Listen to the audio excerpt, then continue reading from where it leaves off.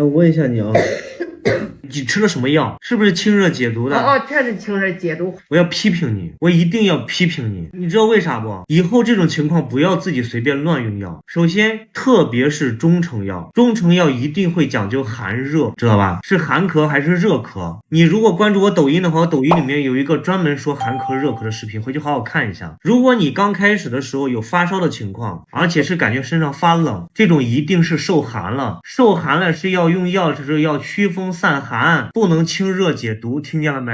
对，我吃的确实。所以你吃错了药，你就会导致现在更严重了，然后病还会逐渐入里，入里以后慢慢会怎么样？化热，可能刚开始痰没那么黄，逐渐痰就会变黄了。你以后坚决不能这样了，知道吧？知道。这样反而会让病更重，医生更难治了。